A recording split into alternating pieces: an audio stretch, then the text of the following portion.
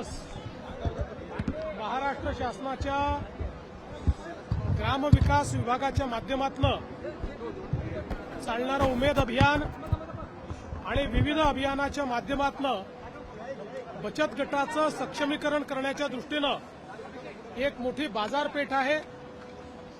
गेल्या काही वर्षांमध्ये आता हा ब्रँड एस्टॅब्लिश झालेला आहे। कुठल्याही शहरामध्ये महालक्ष्मी सरस आपण घेतल्यानंतर लोकांचा प्रचंड प्रतिसाद त्या ठिकाणी मिळतो आणि राज्यभरातनं बचत गट हे त्या ठिकाणी येतात, चांगला व्यवसाय करतात। आता नुकताच नवी मुंबईमध्ये देखील जवळपास 22 ते 25 कोटी रुपयाचा व्यवसाय हा बचत गटांनी केला। वेगवेगळे प्रयोग याच्यामध्ये होत आहेत। आता मी भेटलो अतिशय सुशिक्षित अशा प्रकारच्या महिला, फूड टेक्नॉलॉजीमध्ये डिग्री घेतलेल्या महिला या देखील आता बचत गटाच्या माध्यमातून मोठा व्यवसाय उभा करतायत, लखपती दीदी बनतायत आणि त्या सगळ्यांना जो प्लॅटफॉर्म आहे तो महाराष्ट्र शासनाचा ग्रामविकास विभाग देतो आहे आणि म्हणूनच मी ग्रामविकास विभागाचं मनापासून अभिनंदन करतो। मुंबईतल्या या महालक्ष्मी सरसमध्येही प्रचंड प्रतिसाद लोकांचा मिळणार आहे। इथे खाद्यपदार्थांपासून तर विविध ज्या आपल्या गरजा आहेत याचे सगळे दर्जेदार अशा प्रकारच्या गोष्टी आहेत। तमाम मुंबईकरांना मी विनंती करतो की एकदा येऊन तर बघा। तुम्ही इथे आलात तर पुढच्या वर्षी वाट पाहाल महालक्ष्मी सरस कुठे आहे। सर, लाडक्या बहिणींच्या लखपती दिदीमध्ये रूपांतर करण्यासाठी तुम्ही जी उमेद संकल्पना आणलेली होती, प्रचंड मागणी आहे, संख्या वाढवायची मागणी देखील आता पुढे येते। हे निश्चितपणे अतिशय चांगलं काम चाललेलं आहे। लाडक्या बहिणीचे टार्गेट आम्ही आता वाढवतो। 50 लाखावरनं 1 कोटीवर आम्हाला जायचं आहे आणि आमचे मंत्री जयकुमार गोरे असतील, कदम असतील आणि सगळी आमची टीम असेल, ही टीम आता याच्याकरता पूर्ण ताकदीने मागे लागली।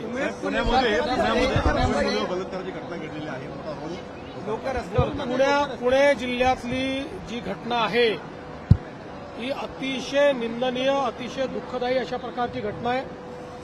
3-3.5 वर्षाच्या चिमुकलीवर 65 वर्षाच्या नराधमानं त्या ठिकाणी अत्याचार केला आहे आणि तिचा खून देखील केलेला आहे। आरोपीला अटक झालेली आहे। आरोपीचे अशा प्रकारचे जुने संदर्भ देखील त्या ठिकाणी दिसत आहेत। एकूणच या घटनेतनं समाजामध्ये मोठा रोष आहे।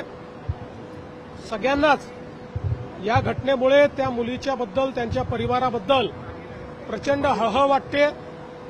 आरोपीला अटक तर केलीच आहे, पण मी आश्वस्त करू इच्छितो की फास्ट ट्रॅक कोर्टामध्ये हा संपूर्ण हे प्रकरण आम्ही नेऊ। स्पेशल त्या ठिकाणी फास्ट ट्रॅक कोर्ट तयार करायला आम्ही हायकोर्टाला विनंती करू। स्पेशल पब्लिक प्रॉसिक्युटर देऊन कमीत कमी वेळात या नराधमाला मृत्यूदंडाची शिक्षा झाली पाहिजे अशी मागणी कोर्टापुढे आम्ही करणार आहोत।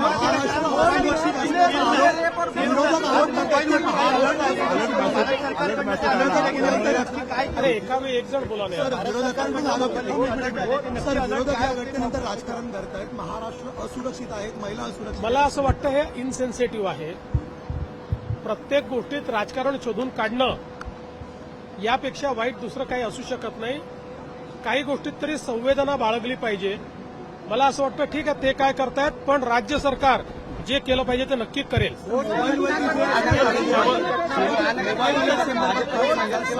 जे काही या ठिकाणी मोबाईलवर जे मेसेजेस आले त्या संदर्भात यापूर्वीच आपल्याला कल्पना देण्यात आली होती की अशा प्रकारचा प्रयोग केला जाणार आहे।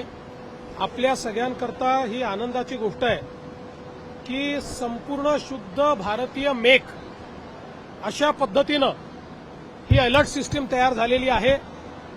युद्धाच्या काळात, आपत्तीच्या काळात, आणीबाणीच्या काळात प्रत्येक व्यक्तीच्या मोबाईलवर त्याच्या भाषेमध्ये आता आपल्याला अलर्ट देता येणार आहे। त्याचंच टेस्टिंग हे आज करण्यात आलं आणि ते पूर्णपणे यशस्वी झालेलं आपण सगळ्यांनी बघितलं। आपल्या प्रत्येकाच्या मोबाईलवर त्या ठिकाणी अलर्ट आला, मेसेज आला, सगळ्या भाषांमध्ये तो आला.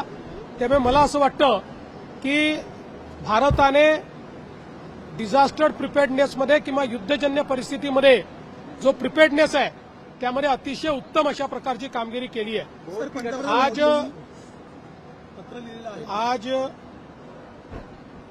महालक्ष्मी सरस के माध्यम से ये जो प्रदर्शनी लगाई गई है महाराष्ट्र सरकार के ग्राम विकास विभाग के माध्यम से महिला बचत गट के लिए एक बाजार के रूप में इसको देखा जाता है. इसके कारण महिलाओं को रोजगार मिल रहा है, अपनी चीजों को बेचने का एक प्लेटफॉर्म मिल रहा है और लोगों को भी ये सारी चीजें पसंद आ रही है. महिला अधिकारिता में एक बड़ा कार्य इसके माध्यम से हो रहा है. पूना के भोर में जो घटना हुई है बहुत ही निंदनीय है. 3-3.5 साल की मासूम बच्ची के साथ 65 साल के व्यक्ति ने कुकर्म भी किया और उस छोटी सी बच्ची को मौत के घाट भी उतारा गया है. आरोपी को गिरफ्तार किया गया है. उसके खिलाफ फास्ट ट्रैक कोर्ट में मुकदमा चलाया जाएगा और हम मांग करेंगे कि इस प्रकार के आरोपी को मृत्युदंड की सजा मिले. आज आपके मोबाइल्स पर जो मैसेजेस आए हैं, एक प्रकार से भारत सरकार ने हमारा डिजास्टर प्रिपेयर्डनेस, वॉर प्रिपेयर्डनेस, इस दृष्टि से मैसेज डिसिमिनेशन की सिस्टम का टेस्टिंग किया है. सबसे अच्छी बात यह है ये पूरी सिस्टम शुद्ध भारतीय रूप से भारत में तैयार हुई है और मुझे लगता है कि भारत ने टेक्नोलॉजिकली एक कदम और आगे बढ़ाया है. हर व्यक्ति को किसी भी समय उसकी भाषा में अब भारत सरकार कम्युनिकेट कर सकता है. कल मुझे महाराष्ट्र दिन के अवसर पर प्रधानमंत्री मोदी जी ने जो चिट्ठी लिखी, मैं उनका बहुत आभार व्यक्त करता हूं. ये एक संदेश समूचे महाराष्ट्र के लिए है. उनकी संवेदनाएं महाराष्ट्र की संस्कृति के प्रति, महाराष्ट्र की भाषा के प्रति और महाराष्ट्र की जनता के प्रति तथा महाराष्ट्र के विकास के प्रति उनकी प्रतिबद्धता इस पत्र के माध्यम से हमको देखने को मिलती है. मैं उनका आभार भी व्यक्त करता हूं और मैं उनकी चिट्ठी का जवाब भी उनको जल्दी ही लिखने वाला हूं. काल माननीय पंतप्रधान महोदयांनी महाराष्ट्र दिनाचं औचित्य साधून मला जे पत्र लिहिलेलं आहे मी त्याबद्दल त्यांचे आभार मानतो. महाराष्ट्राच्या संस्कृतीबद्दल, मराठी भाषेबद्दल, महाराष्ट्राच्या विकासाबद्दल त्यांना जी संवेदना आहे, त्यांच्या मनामध्ये महाराष्ट्राच्या प्रति जो आदरभाव आहे तो या पत्रातनं प्रदर्शित झालेला आहे. त्यांची जी महाराष्ट्राच्या प्रति कटिबद्धता आहे तीही यातनं प्रदर्शित झाली आहे आणि ज्या पद्धतीनं ते महाराष्ट्राच्या पाठीशी भक्कमपणे उभे आहेत तेही यातनं प्रतिपादित झालेलं आहे.